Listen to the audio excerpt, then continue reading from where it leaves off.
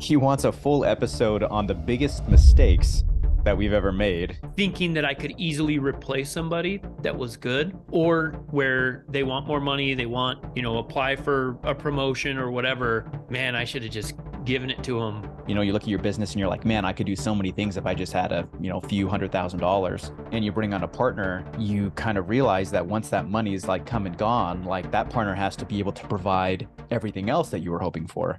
You're listening to the Bug Bucks Podcast, hosted by Alan Draper and Eric Bassett. Welcome to the Bug Bucks Podcast. The Bug Bucks Podcast is a podcast designed to help you become a bug money millionaire. Today's episode is brought to you by Bug Bucks Plus, the #1 course designed to help you start and grow your pest control company. I'm your host, Alan Draper, and I've got my main man, Eric Bassett, here with me. Eric and I are dedicated to providing you with the best resources to help you on your journey to success. Before we begin, I wanted to remind everybody listening that the best way to receive new episodes is by subscribing to our show on your preferred platform, such as Apple Podcasts or Spotify. If you love the show, please give us a rating and review. And one last reminder, if you haven't joined our Facebook group, go to Bug Bucks. That is BUGBUX on Facebook. We love to hear from our listeners. And it's just a great community where you can chat, ask questions, and just be involved in the pest control industry throughout the United States and elsewhere. So what do you have for us, Eric? What's going on today? All right. So today we are diving back into questions from our Facebook group. And Tyler Rawlinson posted this question. This is his request.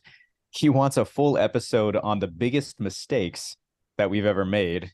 He would love to hear what we've done wrong over the years so that they can avoid it going forward. So this should be a good episode. Plenty of content for you here, Tyler. Alan, you want to take the lead on this one? Yeah, and he said mistake, right? As in singular. Mm-hmm. And I think that's a fair question because we can kind of talk about the specifics. But I was trying to think of like, okay, let's think of, one mistake. And obviously everybody listening knows we make mistakes all the time. It's on a daily basis. And if you're not, I always say that, your growth trajectory, where you're going and how you're progressing, is in direct correlation to how much, you're pushing yourself outside your comfort zone. You're making mistakes. The folks that aren't really growing their pest control companies for whatever reason, justifiably or not, they just decided that, they just want to push, put things on cruise control. There's nothing wrong with that. And they're probably making fewer mistakes than somebody like myself. But in terms of just the biggest mistake, Eric, it would have to be with, something, how I mishandled one of my partners. Has to be. And with proof, I currently have 4 partners, but some have come and gone. And there's one in particular that I think that I just would do things differently now. And if we're talking about biggest mistake in terms of impact, it would have to be that, even though there's no dollar signs on it, right? There's no dollar amount that mistake cost me. I have other mistakes, I've talked about this before, but I printed the wrong phone number on our flyers at year 1, wasted about $10,000 or something like that. Maybe it wasn't that much. Maybe it's $6,000. But $6,000 year 1 to a business is a big deal. But in terms of biggest mistakes, I think they're always going to revolve for me around personnel. Either, I hired a sales manager years ago, and he was just a terrible fit. And I was going to say terrible person, and that might be the case also, but I'm not, I don't think I can go that far. He was just very inappropriate and said stuff in our, just completely changed our culture. So, in terms of hiring people, I've made some really big mistakes, but I think in terms of personnel, and this goes with my partnerships as well, my biggest mistakes have been thinking that I could easily replace somebody that was good, Or, I've had many people just like you have, where they want more money, they want, to feel challenged, they want to, apply for a promotion or whatever. And I look back and I'm like, man, I should have just given it to them. But there's something about us where we're like, I can go find somebody better. We think that the grass is greener principle only applies to employees, but it applies to us also. Our employees, they're out looking for other jobs and they think they're going to get a better opportunity. In some cases they will, but it applies to us also. We think, hey, I've got this manager that's thinking about quitting, or, wanted a promotion or whatever. And we're like, oh, we'll find somebody better anyway, because they're like a known quantity. And here's the thing, is that the known quantities are actually the lesser of the two risks, right? Like, you already know, because when you're interviewing somebody, you're going through this process. I always say that they will never be better than they are during that process. So wherever they are, when you're reviewing their resume, when you're interviewing them, just know that, and I say this as optimistically as possible, Eric, but it's all downhill from there.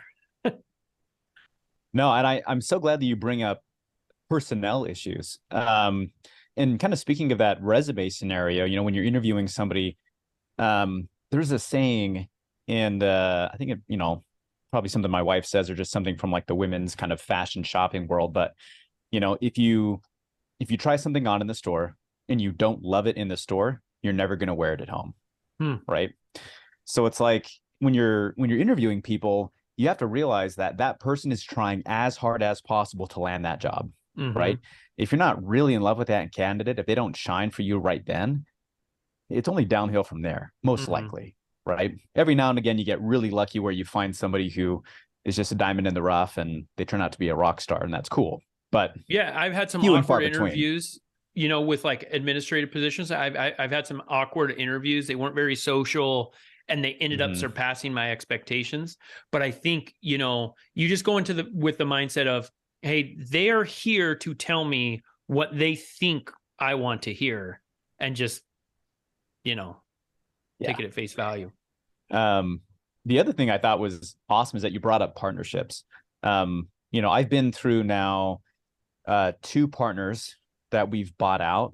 And what's funny is, like, in the beginning, especially when you're a growing business and you have an opportunity to bring on a partner, and like all you see is opportunities, right? You're like, oh man, like they're going to bring money, they're going to bring, assets, they're going to bring expertise and time. And you look at all these awesome things that they're going to bring to the table. And when we brought on partners, we had operating agreements, which is a really, really smart thing. If you guys are thinking about bringing on partners and you haven't had the operation agreement talk or partner agreement talk, you need to have it.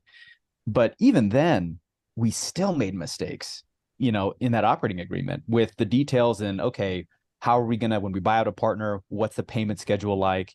How are we going to utilize all these different things? And we made mistakes there with payment schedules and buyout schedules that, looking back at it, we're like, why did we do that? Like, this doesn't make any sense. Like, why would we choose an option that we don't like? And I think we did it at the time because we were like, okay, which of these options would keep us from wanting to buy each other out, right? Like, which would keep us together? Right. And you kind of have to realize operating agreements aren't designed to scare you into staying together. That's a horrible idea, They're designed to provide you favorable conditions and easy conditions to split up the partnership if that's what really comes down to it, right? And what allows the business to continue on if that's the case. So we made some problems with partnership agreements. So I would say that right off the bat is a mistake that we made, is being a little short-sighted when it came to the partnership agreement situation. And just partners in general, you look at scenarios like money was a big thing for us when we were young. We had some opportunities to bring on partners that were going to front cash, which is awesome. You look at your business and you're like, man, I could do so many things if I just had a few $100,000. And you bring on a partner, and you kind of realize that once that money is like come and gone, like that partner has to be able to provide everything else that you were hoping for. And if you're not clear in the beginning about what those things are, duties, responsibilities, and their vision and what they're going to bring to the table, then you quickly realize that this is not a sustainable, not a fair situation, right? So that was kind of a big thing. It was operating agreements and partnerships. Another thing that came down to personnel, and this was a door-to-door situation, is that we didn't know it at the time, but we were kind of treating door-to-door reps like employees. So we were essentially misclassifying those people into the wrong category. So for example, we had a schedule that we kept when we said, hey, this is your knocking schedule. This is how you need to do it or whatever. And we were providing apartments for these guys and everything else. But I remember there was a couple of guys that we got really mad at because they decided not to go out and knock one day. And, we were kind of pissed about it. And we brought them into the office and we were basically saying like, hey, like you have to go out and knock. You have to adhere to this schedule. Like you have to do these things. And like as the words are coming out of my mouth, I'm realizing now like I am saying things that cannot be said, right? And you have to understand how to say them. So one of our problems early on was we didn't know the difference. I mean, we kind of knew the differences, but we had never looked at that IRS checklist, right? Hey, look through these things and see kind of where you fall between W-2 and 1099. So looking back at that situation, I realized, dude, if these guys really had a problem and they wanted to go to court and they wanted to quote me saying the things that I said, then I would probably be on the hook for paying their taxes plus penalties. So that's just another one of the mistakes that we've made with that. How about you, Allan? What's some other mistakes you've fallen into? Yeah, well, I think it's really cool that you brought up the operating agreement and what people that aren't attorneys are learning if they work with agreements is that a lot of what's in there comes from issues that have happened in the past. So if you're looking at a lease and there's a really weird clause about like, vicious animals or not having, bringing tigers onto the premises or whatever. And you're like, what is this about? It's probably because there was some litigation in the past that led to it. And I was kind of chuckling to myself when you were talking about, the operating agreement and how you guys designed it to kind of keep everybody together. And I was chuckling for a couple of reasons. One is my operating agreement with my partners has changed over the years. So pretty much every single new one we draft, there's a clause or two in there that just goes over things that I hadn't thought of when I originally drafted it, but it's applicable. One of them is the payment schedule that we agree to after, somebody sells their interest or whatever. I also think it's funny because I kind of had that same perspective of, hey, the operating agreement is for, this partnership to never end. And Eric, I had a hard time in the beginning, especially with our first partner that left, that sold his interest, and we're friends and everything. We text and told him happy birthday just, a few days ago. But it was this weird feeling like, wait, why would you ever want to leave? And some people think they look at a partner that leaves as a failure. And you really shouldn't. Not all businesses are meant to last forever. That's really weird for me to say. That those words coming out of my mouth are very weird. Not all businesses are meant to last forever, and not all partnerships are meant to last forever.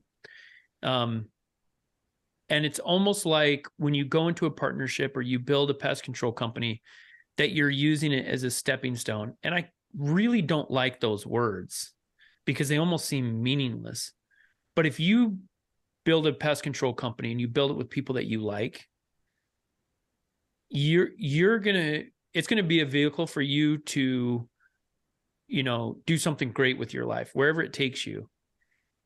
And I didn't realize that in the beginning. I thought if this partnership doesn't last for 30 years, then it's a complete failure. And it's not true. It's not true. Things change, right? And these are things that need to be discussed and kind of thought about in the process of creating a partnership and and preparing an operating agreement. And because we're talking about mistakes in this episode, these are things that really that are very applicable. If you have a partnership and you don't have an operating agreement, just do it now. We've, with some of my partners in the past, like when we first started, we didn't have operating agreements. And it's just really nice to, and I thought, Eric, one of the reasons why I didn't want an operating agreement was because even though I'm a lawyer, is I didn't want it to be this thing where the partners get in an argument and, I break out the operating agreement. I'm like, yeah, on page 33 in paragraph 4, subsection A, and what I realized is, at least with me and my partners, we never looked at it. It wasn't for that. It was for, these extreme circumstances when somebody decides to leave, something happens with, there's a catastrophic event, something like that happens. So that's a great point. I think if you have partners, and not everybody that listens to this has partners, but if you do, and I'm not telling you that you should just because I do, because partnerships are not for everybody. Some people just can't stomach them. I couldn't do it without my partners. But if you do have partners, make sure you have an operating agreement. And ultimately, if you get your partnership right, most other things will follow in order. And you'll still make mistakes.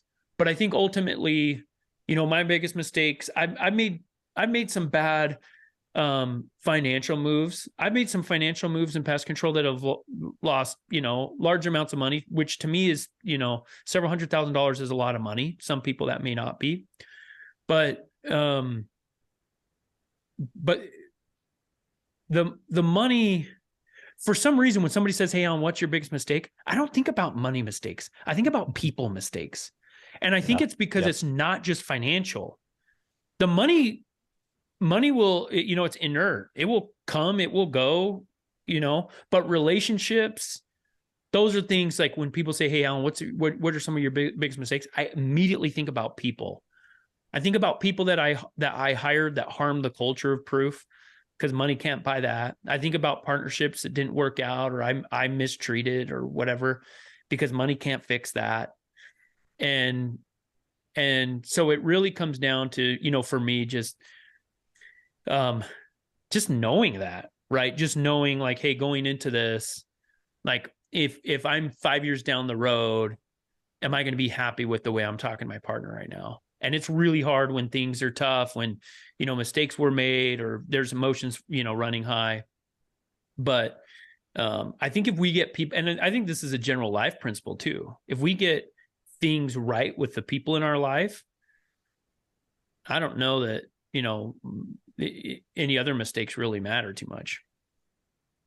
Yeah. And just like you said before, like our partnership agreement, with the partners that I have now, we've never pulled it out. Like you don't pull out an operating agreement and be like, "Hey, here's how we're going to run meetings," or here's how much time off you have, even though I guess technically that stuff could be in there. Mm-hmm. You probably have a way of operating with your partners in a way that's pretty simple day to day, right? And that's all squared away already. You've got an operating agreement to protect you in situations just like you said, catastrophic situations, buyout situations, new partners coming in situations, maybe, right? And it's probably the same reason why you've got contracts between your partners, you got contracts between employees, employee agreements, right? You got employee handbooks. You've got all these things that you never really have to look at unless you need to look at them. Mm-hmm. And they're important to have because they back you up legally in case situations happen that are outside your realm of expertise. So thinking about it now, just like you said, I've made some marketing mistakes, like money mistakes. Like we've tried out. In fact, dude, if you're not making mistakes marketing, are you really even marketing? You know what I mean? Like you have to be making some mistakes. Every year we try something new, and there's like a 50-50 chance that we waste tens of thousands on something dumb, you know? And it's like, like if you have to be trying new stuff, otherwise, like you're never seeing what actually works or not. And it's always cool if you get like a marketing partner who's like, dude, I've tried it. But somewhere down the line, somebody has lost money Yeah. on that marketing problem. Yeah. Um, No, it's fun. I laugh because, we're constantly losing money trying to figure things out. And I don't look at that as a mistake if I'm being proactive. I'm like, hey, dude, I'm going to be honest with you. We recently started running some Bing ads just to test it. Dude, he just fell flat on our face. It was and maybe those work for somebody. And the thing is we tried them years ago, and I told our marketing manager, hey, I don't think this is going to work, but I give them the autonomy to learn, and I think we did okay. But with marketing generally, there was a month a few years ago where we completely wasted $20,000 just, and I looked through the AdWords that like the keywords that they clicked or that brought up the ad. And it's like, we were so far off in left field. So yeah, so marketing definitely is on that list. And I think the way to do it is with marketing. So I always talk about how you manage with the macro and you solve problems with the micro. With marketing, I would say, at least in the beginning, while you're getting new campaigns and stuff set up, especially if we're talking digital marketing, you need to manage with the micro and make sure that things are, be looking at that day by day, at least and that's one of the mistakes that I made is I was like, okay, let's run this for a month and then look. And by that point, that ship had sailed. Yeah. Like, in the beginning, like in February, March, when we're looking at kind of like fine tuning the last little bit in details of our marketing, campaigns and kind of what we're going to be doing this next year. And I think I usually have projections and most of that stuff squared away by like January. But I always look at my budget and I just know that there's a portion of that budget, a percentage of it, that's just not going to give me anything. But I guess I take that back. It gives me information, which is, I think, very valuable, right? If something tells me that it doesn't work, that it's not a fit, I'm like, you know what? Maybe I didn't get any like what you would call financial ROI, but I did get information, which is valuable. I'm never going to try that guy again. We've wasted money on radio ads. We've wasted money on YouTube ads. We've wasted money on just different things in general. And I'm not saying that this stuff, like you said, it's not like it doesn't work for anybody. It just didn't work for us at the time. And it gave me information to know where I needed to put my money for things that did work. I was just thinking back. I remembered one other mistake that we made. This is hopefully one that you guys can definitely avoid. So we had this technician, I think it was actually even like a upper level manager position.